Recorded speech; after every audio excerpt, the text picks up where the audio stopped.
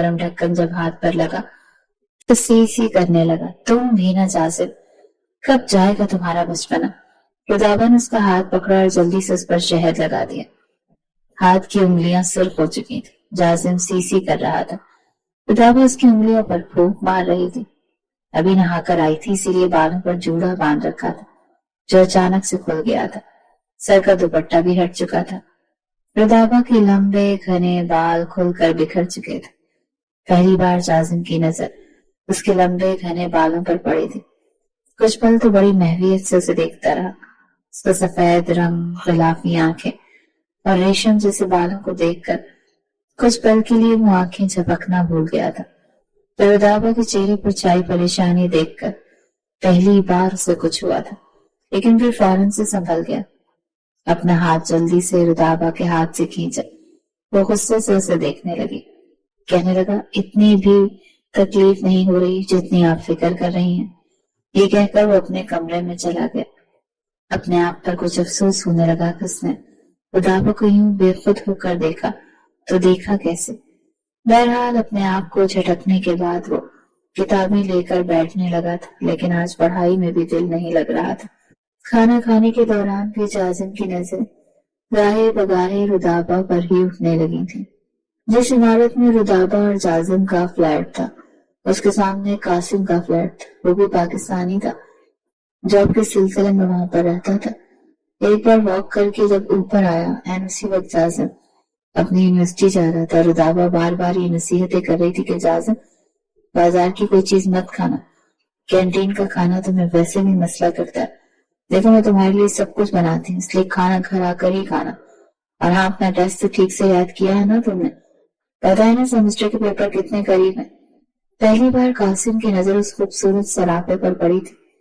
اس طرح سے وہ جاسم سے بات کر رہی تھی، قاسم کو لگا شاید یہ دونوں بہن بھائی ہیں، کیونکہ جاسم اس سے اپنا آپ جناب کر کے جواب دے رہا تھا۔ آپ کیوں میری اتنی فکر کرتی ہیں؟ بچہ تھوڑی ہوں، رات کو ساری تیاری کر لی تھی اور مجھے بھی پتا ہے کہ سیمسٹر کے پیپر قریب ہیں۔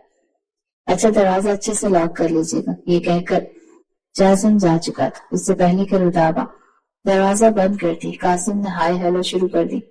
پہلے تو وہ کچھ ہچکچائی۔ قاسم کہنے لگا، میں یہ سامنے والے فلیٹ میں رہتا ہوں۔ آپ دونوں کی اردو سن کر دل کو کچھ تسلی ہوئی کہ چلو کوئی پاکستانی یہاں موجود ہے۔ دیار غیر میں اگر کوئی اپنے دیس کا مل جائے تو اپنا اپنا سا لگتا ہے۔ اگر آپ کو کسی بھی چیز کی ضرورت ہو تو مجھ سے کہیے گا، مجھے اچھا لگے گا۔ قاسم نے بے تکلفی برتنی چاہی تھی، لیکن رضابہ نے بس مختصر سا جواب دیا، جی کیوں نہیں، اگر مجھے کسی بھی چیز کی ضرورت ہوئی تو میں آپ سے کہہ دوں گی، بہت شکریہ۔ یہ کہہ کر رضابہ نے دروازہ بند کر لیا۔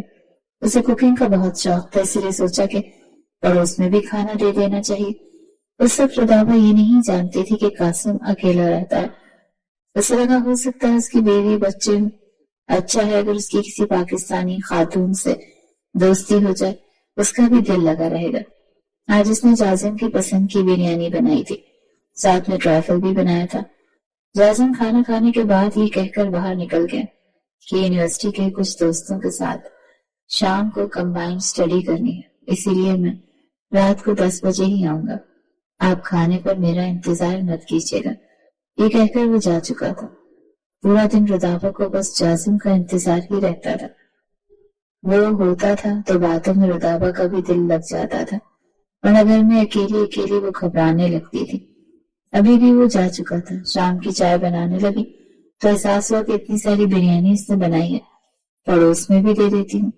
اس نے پلیٹ میں بریانی بھری اور دروازہ کھول کر سامنے قاسم کے فلیٹ کے دروازے کے پاس آ گئی۔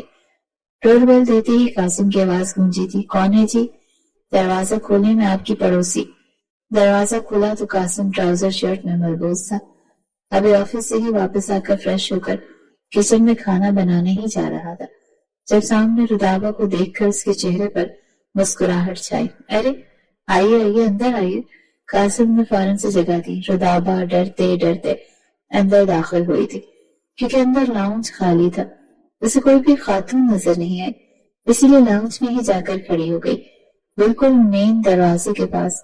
قاسم کہنے میں یہاں کیوں رک گئی؟ ارے اندر آئیے نا، چائے پئیں گی آپ؟ رضابہ کہیں گی وہ آپ کے گھر میں کوئی خاتون نہیں ہے کیا؟ आप अकेले रहते हैं? घर में आने वाला पहला खदशा उसने बयान किया तो कासिम मुस्कुराने लगा। जी, मैं यहाँ अकेला ही रहता हूँ, मेरी फैमिली पाकिस्तान में है, लाहौर में रहती है। वो कुछ नर्वस हुई। ओह अच्छा, मुझे लगा शायद आप मैरिड हैं, आपकी वाइफ और आपकी फैमिली भी आपके साथ ही रहती होगी। मैंने सोचा था चलो आपकी वाइफ से दोस्ती कर लूंगी तो मेरा भी वक्त अच्छा गुजर जाएगा। उसने बिरयानी कासिम के हाथ में पकड़ाते हुए कहा। कासिम कहने लगा, नहीं, मैं मैरिड नहीं हूँ, बस हाँ, पाकिस्तानी लड़कों की एक ही ख्वाहिश होती है, पहले कि अच्छा करियर बना ले, बैंक बैलेंस इकट्ठा कर ले, फिर शादी करेंगे। कासिम काफी बातूनी किस्म का शख्स था। बिरयानी देखकर कहने लगा, वाह, मेरी फेवरेट। आपको पता है मैं पिछले 2 साल से जॉब कर रहा हूँ और पाकिस्तानी खानों को बहुत मिस करता हूँ।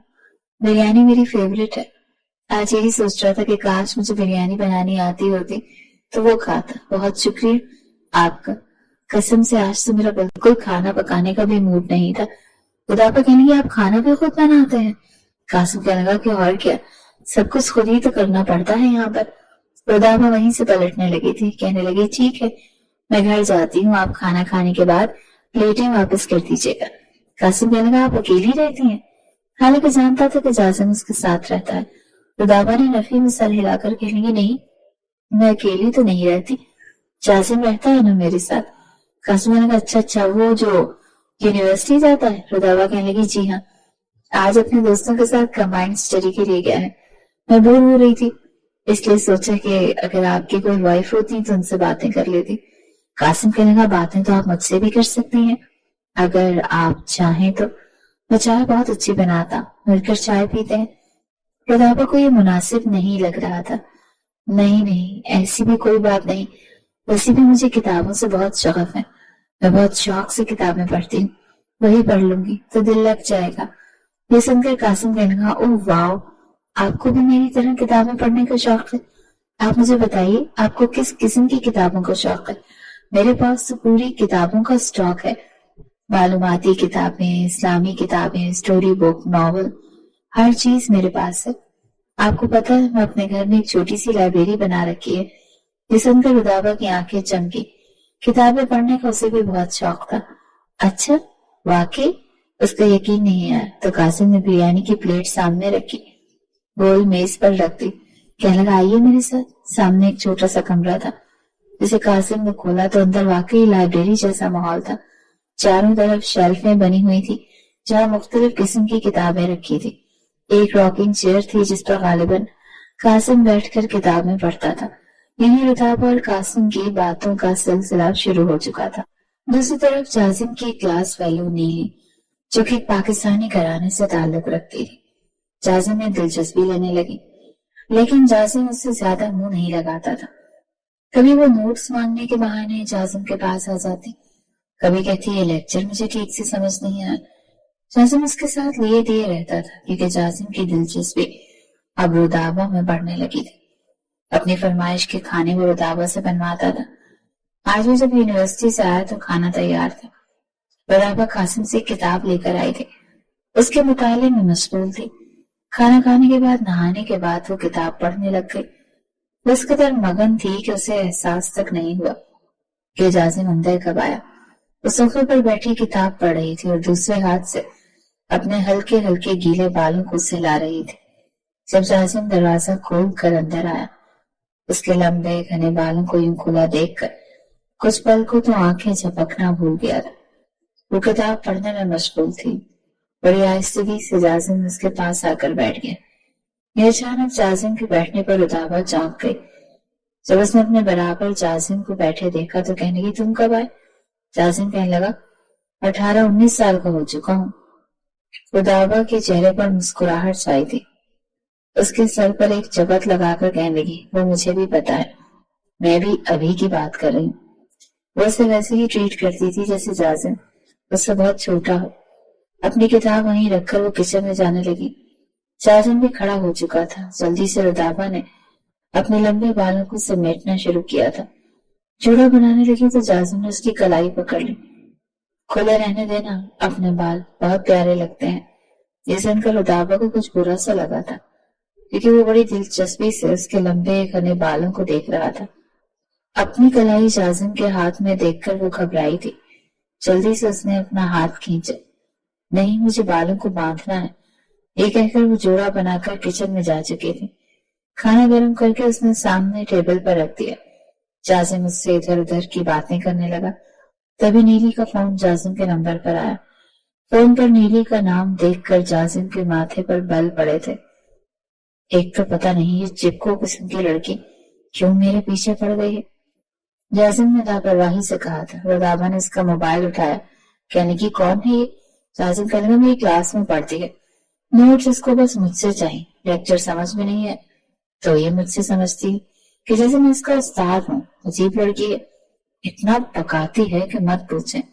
جازم رضابہ سے نیلی کی باتیں کرنے لگا اور وہ بڑی دلچسپی سے اس کی باتیں سن رہی تھی. کہنے کی لڑکی خوبصورت ہے، اچھی ہے تو کیا حرج ہے، کر لو دوستی. بڑے عام سے انداز میں رضابہ نے یہ بات کہی تھی. جازم کہنے لگا توبہ کرے، آپ کو نہیں پتا کتنا بولتی ہے، کان کھا جاتی ہے میرے. مجھے نہیں کرنی اس سے دوستی. کیوں نہیں کرنی؟ رضابہ کو کچھ حیرت ہوئی. دیکھو اگر لڑکی اچھی ہے، پاکستانی ہے تو دوستی کرنے میں کیا حرج ہے؟ اچھا ہے نا، پڑھنے میں تم اس کی مدد کر دو گے، وہ تمہاری مدد کر دیا کرے گی. اسی دوران نیلی کی دوبارہ کی کال آ گئی. یہ لو فون اٹھاؤ اور اس سے بات کرو. رضابہ نے خود کہا تھا. جازم کھانا کھا چکا تھا. اس نے گہری سانس لی اور فون اٹھایا. جی فرمائیے محترمہ، اب کس چیز کے نوٹس چاہیے آپ کو؟ بڑا کوفت بھرا لہجہ تھا. باتیں کرتے کرتے جازم اپنے کمرے میں جا چکا تھا. کچھ دیر بعد باہر آیا تو کہنے لگا مجھے پتا تھا اس لڑکی کی نظر میری کتابوں اور میرے نوٹس پر ہے. اب منتیں کر رہی ہے کہ میں اس کے گھر پر اسے نوٹس دے دوں. میں نہیں جا رہا، وہ لاپرواہی سے بولا. رضابہ کہنے لگی جازم جاؤ نا، بیچاری کو ضرورت ہوگی نوٹس کی، میرے کہنے پہ چلے جاؤ. وہ نوٹس لے کر جا چکا تھا. اسی وقت قاسم نے دروازے پر دستک دی. جیسے ہی رضابہ نے دروازہ کھولا سامنے قاسم کھڑا تھا، ہاتھ میں پلیٹ لیے. کہنے لگا مجھے آپ کی طرح بہت اچھا کھانا بنانا نہیں آتا، لیکن میں پاستا اچھا بنا لیتا ہوں، اسی لیے سوچا کہ اکیلا کیا کھاؤں، آپ کے ساتھ بیٹھ کر باتیں بھی ہو جائیں گی اور کھا بھی لیں گے. رضابہ آپ کو برا تو نہیں لگے گا؟ رضابہ کہنے گی نہیں نہیں، آئیں اندر آ جائیں. پاستے کی پلیٹ ہاتھ سے پکڑ کر اس نے سامنے ٹیبل پر رکھی، پھر چائے بھی بنائی. اسی قاسم کی باتیں کافی دلچسپ لگتی تھی کیونکہ دونوں کے شوق ایک جیسے تھے. اب تک اکثر اوقات ایسا ہونے لگا تھا. جازم اسٹڈی کے لیے اپنے دوستوں میں چلا جاتا اور قاسم کسی نہ کسی بہانے یا تو خود رضابہ کے گھر آ جاتا یا اسے بلا لیتا. کافی باتیں ان کی ملتی تھی، عادت ملتی تھی. پتہ نہیں چلا کہ کب دونوں ایک دوسرے میں دلچسپی لینے لگے. ایک بار قاسم جب رضابہ کے گھر آیا تو ہاتھ میں گلاب کے پھولوں کا بوکے تھا اور ایک چھوٹا سا گفٹ تھا، ساتھ میں ایک کیک بھی تھا. یہ دیکھ کر رضابہ کو کچھ حیرت ہوئی تھی. کہنے کی یہ قاسم یہ کیا ہے؟ قاسم کہنے لگا میری آج برتھ ڈے ہے نا، اسی لیے سوچا تمہارے ساتھ سیلیبریٹ کر لیتا ہوں. اس نے گفٹ کا پیکٹ رضابہ کو پکڑایا. وہ حیران نظروں سے اسے دیکھ رہی تھی. سامنے ٹیبل پر جا کر اس نے کیک سجایا، فلاور بوکے رکھا اور ہاتھ میں پکڑے ایک شاپر میں سے چپس اور باقی چیزیں نکال کر بڑی بے تکلفی سے کچن سے پلیٹیں لائے اور سب چیزیں سجا دی.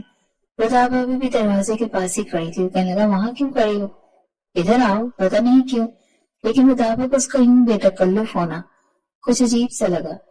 پہلی بار اس نے آپ سے تم کہا تھا، یوں بات کر رہا تھا جیسے دونوں میں نہ جانے کتنی بے تکلفی ہو. اب تک رضابہ نے صرف اس سے کتابوں کے مطالعے کی بات کی تھی، لیکن اس کا یوں کیک لے کر آنا اسے کچھ عجیب سا لگا. خرامہ خرامہ قدم اٹھاتے ہوئے وہ ٹیبل تک پہنچا تھا.